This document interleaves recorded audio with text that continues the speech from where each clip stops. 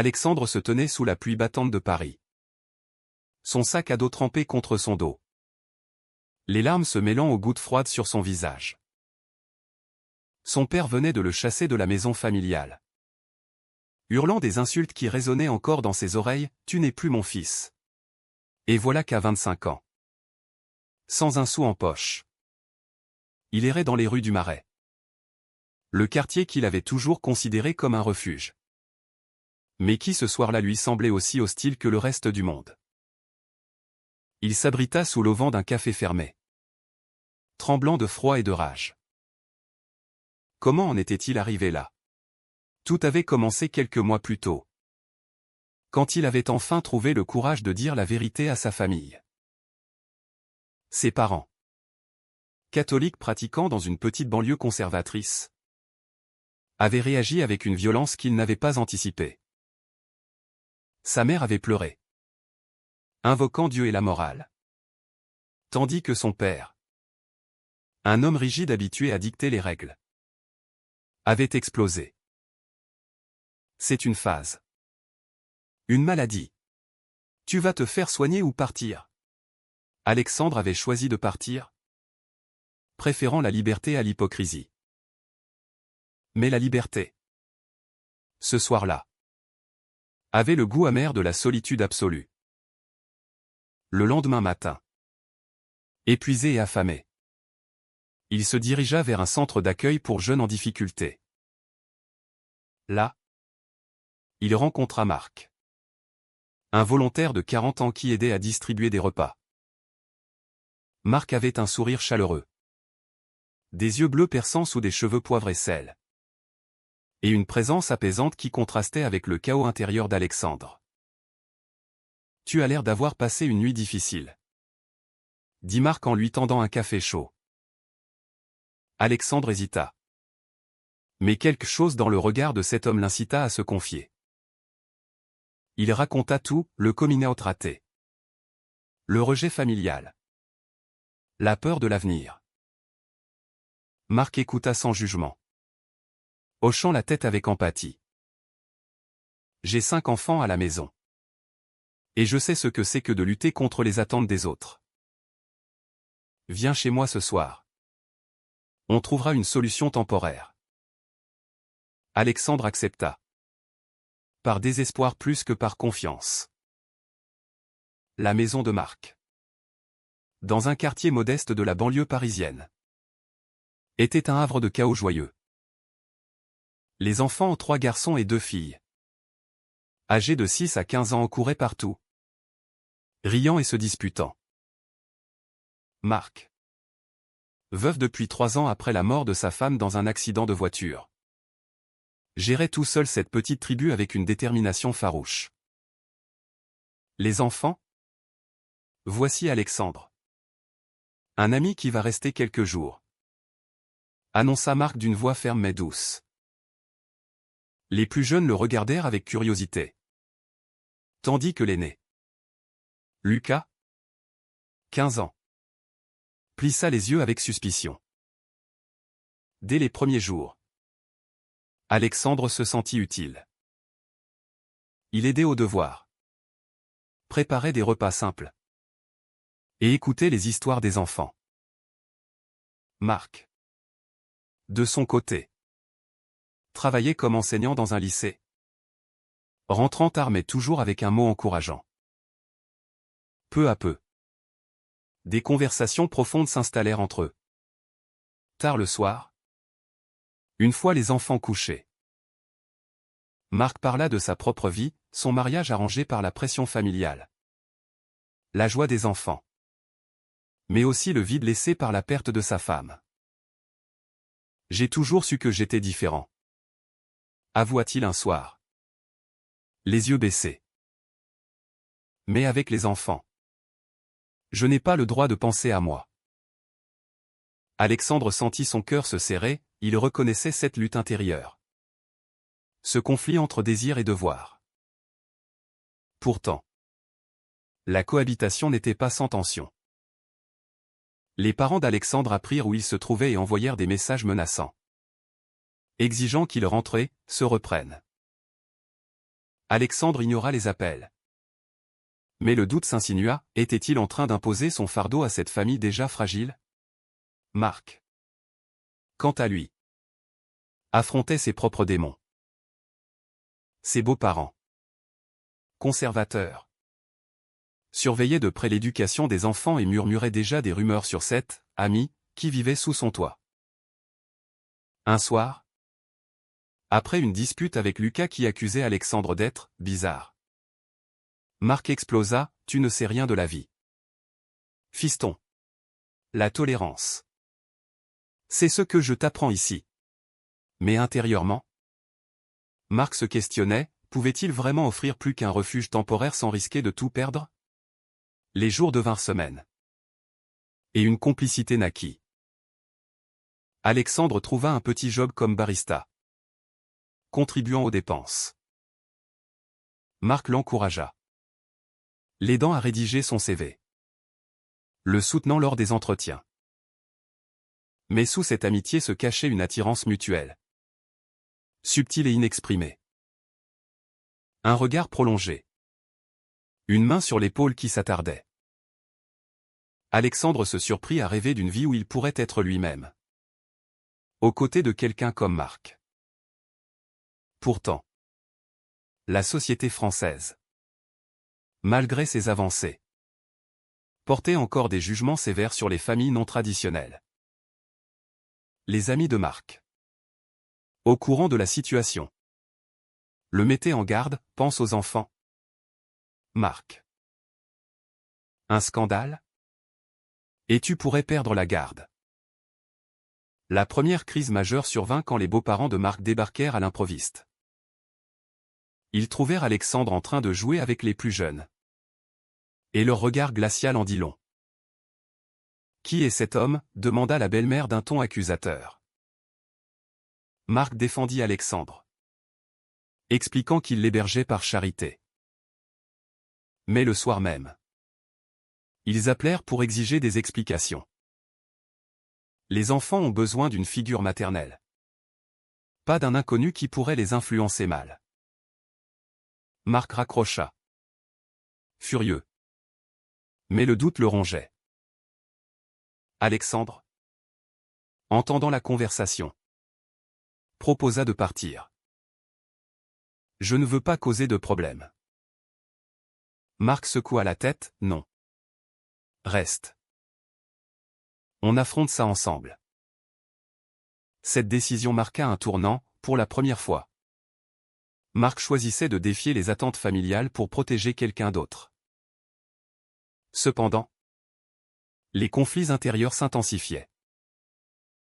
Alexandre luttait contre la culpabilité, en restant. N'était-il pas égoïste? Marc, de son côté, se confrontait à son identité refoulée. Des nuits blanches à réfléchir, à peser le pour et le contre.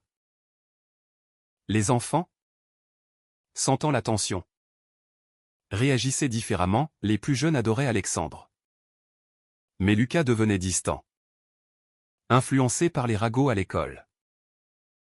Un jour, Lucas rentra en larmes, « Les copains disent que t'es gay. Et que papa te laisse rester parce qu'il est comme toi. » C'est vrai?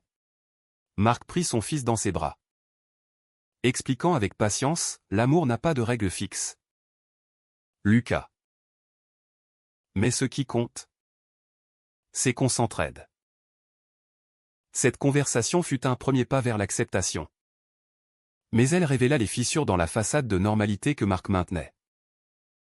À mesure que le temps passait, la relation entre Alexandre et Marc évoluait. Des promenades au parc avec les enfants. Des dîners partagés. Des rires complices. Alexandre se sentait revivre. Mais la peur d'une nouvelle rejet le hantait. Marc, quant à lui, commençait à admettre ses sentiments. Mais le prix à payer semblait exorbitant. La société. La famille. Les enfants ont tout conspiré contre eux. Pourtant, dans ces moments de quiétude, il trouvait une force inattendue. La fin de cette première période approchait, avec une confrontation inévitable qui testerait leur lien naissant. Les semaines suivantes apportèrent une accalmie trompeuse. Alexandre s'intégrait de plus en plus à la routine familiale, aidant Marc à équilibrer travail et éducation des enfants. Mais sous la surface, les tensions bouillonnaient.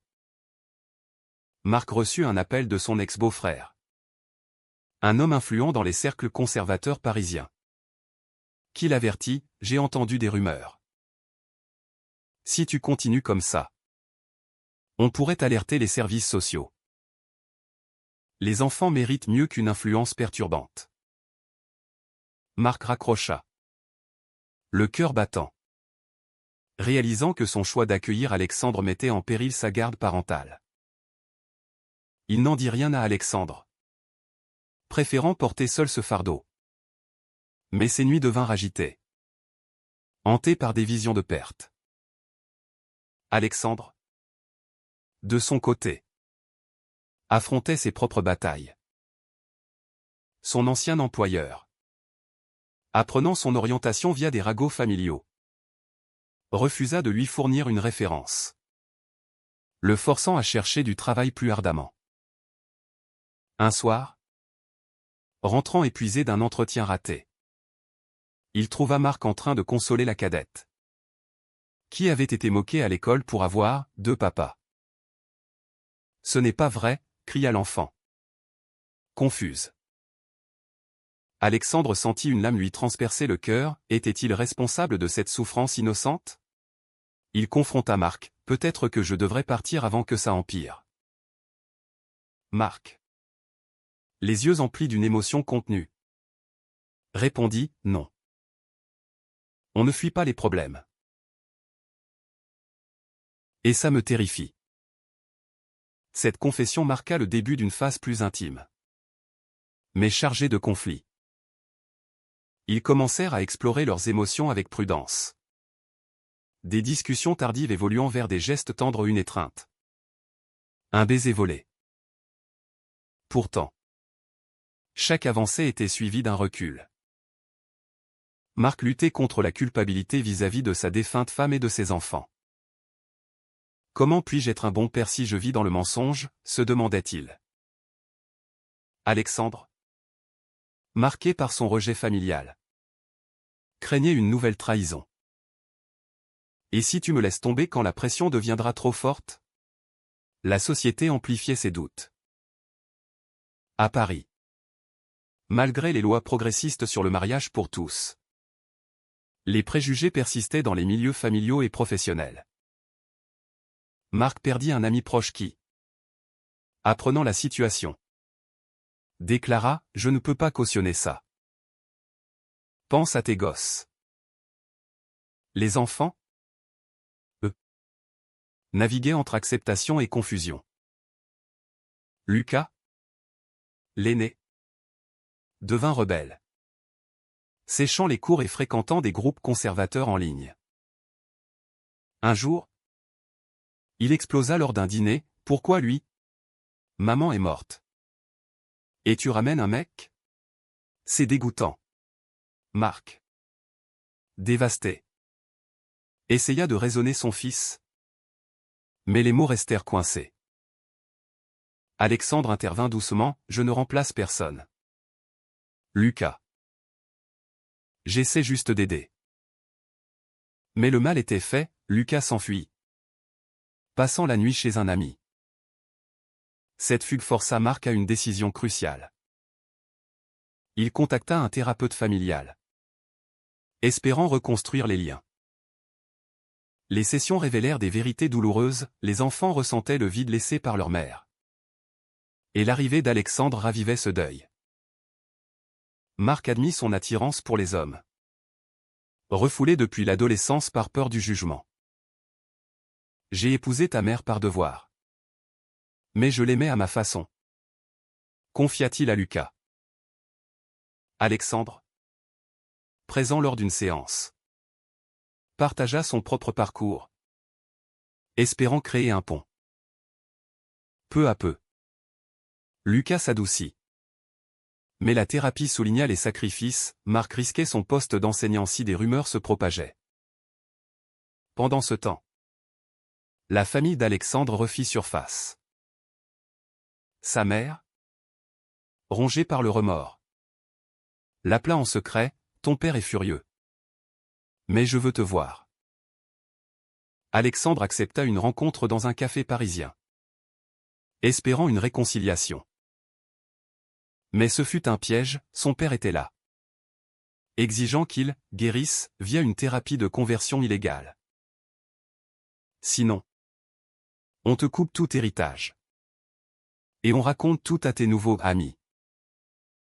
Alexandre refusa, quittant le café en larmes. Rentré chez Marc, il raconta tout. Et pour la première fois, ils s'embrassèrent ouvertement, trouvant du réconfort dans leur vulnérabilité partagée. Mais les conséquences ne tardèrent pas. Le père d'Alexandre contacta les beaux-parents de Marc, alimentant les rumeurs. Bientôt, une plainte anonyme arriva aux services sociaux, accusant Marc de négligence. Une enquêtrice vint inspecter la maison, interrogeant les enfants. Marc défendit farouchement sa famille élargie, Alexandre est un soutien, pas une menace. L'enquêtrice sembla convaincue, mais avertit, toute irrégularité. Et on réexamine la garde. Les conflits moraux s'approfondissaient. Marc se questionnait sur l'éthique de poursuivre une relation qui mettait ses enfants en danger. Est-ce égoïste de chercher le bonheur personnel? Alexandre, lui, débattait intérieurement, valait-il mieux partir pour protéger ceux qu'il aimait? Une nuit, après une dispute où Marc exprima ses doutes, Alexandre fit ses bagages. Je t'aime, mais je ne peux pas te détruire. Marc le retint, non. On trouve une solution. Ensemble. Cette résolution marqua une alliance plus forte. Mais les ombres des trahisons futures planaient. Les enfants, sentant le changement, commencèrent à s'ouvrir, la plus jeune dessina une famille incluant Alexandre. Un geste touchant qui fit fondre les résistances. Pourtant, la haute tension persistait, menant vers un climax inévitable. La crise culmina lors d'une fête d'anniversaire pour la cadette. Marc avait invité quelques amis et voisins, espérant normaliser la situation. Mais Lucas, influencé par des amis radicaux, avait partagé des détails en ligne, attirant l'attention. Soudain, accompagné d'un avocat, nous demandons la garde des enfants. Marc, ton mode de vie est inacceptable, hurla la belle-mère. Alexandre, témoin de la scène, se sentit responsable. Les enfants pleurèrent, confus, tandis que Marc, rouge de colère, défendit son droit, vous n'avez aucun motif légal. C'est de la discrimination pure. L'avocat présenta des captures d'écran de postes accusateurs, forçant Marc à une confrontation publique. Cette trahison familiale brisa quelque chose en Marc. Il passa la nuit à réfléchir, pesant les options, nier ses sentiments pour garder les enfants, ou assumer et risquer tout. Alexandre, rongé par la culpabilité, proposa à nouveau de partir. C'est moi le problème. Sans moi, tout redeviendrait normal. Mais Marc refusa, non. Le problème, c'est leur intolérance. Je ne sacrifierai plus ma vérité. Le lendemain, il appela un avocat spécialisé en droit LGBT, prêt à lutter. Cette décision marqua un tournant, Marc choisit l'authenticité. Mais le coût était élevé, des nuits blanches. Des disputes avec Lucas qui se sentait coupable d'avoir alimenté les rumeurs. Alexandre, De son côté, affronta son passé. Il contacta d'anciens amis pour du soutien. Mais beaucoup se distancièrent, craignant les retombées. Un ex-collègue. Désespéré, il envisagea de quitter Paris. Mais Marc l'en dissuada, on se bat ensemble. Ou on perd tout. Leur relation s'approfondit dans l'adversité.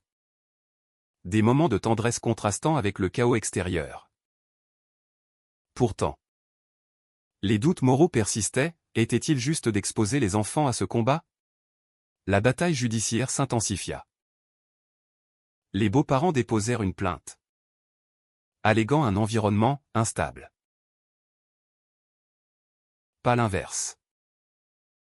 Alexandre, appelé comme témoin, défendit leur lien. J'ai été rejeté par ma famille, Marc m'a montré ce qu'est l'acceptation. Le juge sembla ému, mais ordonna une évaluation psychologique. Pendant ce temps, les enfants réagirent, les plus jeunes soutinrent Marc. Mais Lucas, tourmenté, avoua sa part, c'est ma faute. J'ai posté des trucs stupides. Marc le serra dans ses bras, on apprend de nos erreurs. Fiston. Cette confession répara partiellement les liens, mais révéla les dommages collatéraux. Les pressions sociales s'amplifièrent. À l'école de Marc, des collègues murmurèrent. Et le directeur le convoqua, des plaintes de parents. Ton style de vie personnel affecte ta réputation. Marc risqua une suspension, forçant une introspection profonde. Dois-je renoncer à l'enseignement pour vivre librement? Alexandre, sentant le poids, chercha un appartement, prêt à sacrifier leur relation. Mais un soir, après une session thérapeutique, ils décidèrent de persévérer. On affronte les conséquences, quelles qu'elles soient. Une trahison inattendue vint de l'intérieur, la sœur de Marc, jusqu'alors silencieuse, rejoignit les beaux-parents, arguant que les enfants ont besoin de stabilité traditionnelle. Blessé, Marc coupa les ponts, si tu ne me soutiens pas, tu n'es plus bienvenu. Cette perte familiale accentua son isolation, mais renforça sa détermination. Alexandre, solidaire, organisa une manifestation de soutien avec des associations LGBT, attirant l'attention médiatique. Des articles parurent, exposant leur histoire, générant à la fois soutien et haine en ligne. Les enfants payèrent le prix, moquerie à l'école, regard en coin des voisins. La plus jeune rentra en pleurs, pourquoi les gens nous détestent? Marc, dévasté, questionna son choix. Alexandre proposa une pause, peut-être qu'on arrête pour eux. Mais Marc refusa, non. On leur enseigne la résilience. Cette phase de haute tension mena à une prise de conscience collective, les enfants, voyant la force de leur père, commencèrent à le défendre.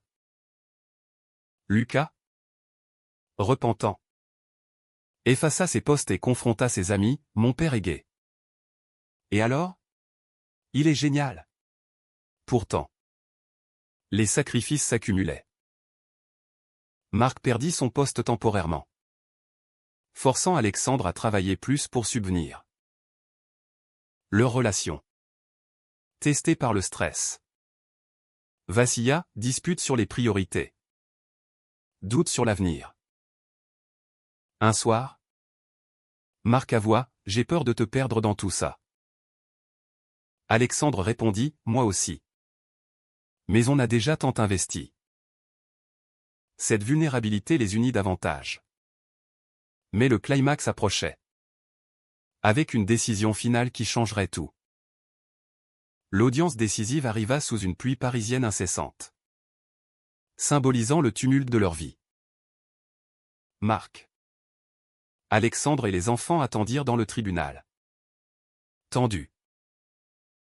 Les beaux-parents présentèrent leurs arguments, Marc expose les enfants à un mode de vie immoral. L'avocat de Marc contre-attaqua avec des témoignages d'experts, l'orientation sexuelle n'affecte pas les compétences parentales. Alexandre, nerveux, témoigna à nouveau, soulignant l'amour et le soutien mutuel. Le juge, après délibération, statua en faveur de Marc, aucune preuve de négligence. La garde reste inchangée. Un soulagement immense envahit la salle, les enfants sautèrent dans les bras de leur père. Alexandre inclus dans l'étreinte. Mais la victoire était amère. Les relations familiales étaient irrémédiablement brisées, Marc coupa définitivement les ponts avec ses beaux-parents et sa sœur. Le prix de la liberté est élevé, murmura-t-il à Alexandre ce soir-là. Les enfants, marqués par l'expérience, grandirent plus vite, Lucas devint un défenseur des droits LGBT à l'école, transformant sa culpabilité en action.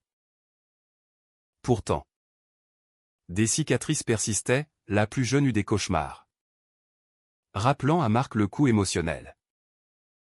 Alexandre, fortifié par l'épreuve, trouva un emploi stable et proposa à Marc de officialiser leur relation. Marions-nous. Pour montrer au monde qu'on n'a pas peur. Marc hésita. Pesant les implications, plus de visibilité. Plus de risques. Mais finalement, il accepta, oui. Pour nous. Pour les enfants. Leur mariage, discret dans une mairie parisienne, fut un acte de défiance et d'amour. Les enfants assistèrent, fiers, marquant une nouvelle ère. Cependant, les défis continuèrent. La société, bien que progressiste, portait encore des jugements. Marc reprit l'enseignement, mais dans un lycée plus ouvert, sacrifiant une promotion. Alexandre affronta des discriminations au travail, mais persévéra. Leur couple, forgé dans le feu, devint un exemple pour d'autres. Mais à quel prix? Des amis perdus, des familles divisées, des enfants exposés à la haine.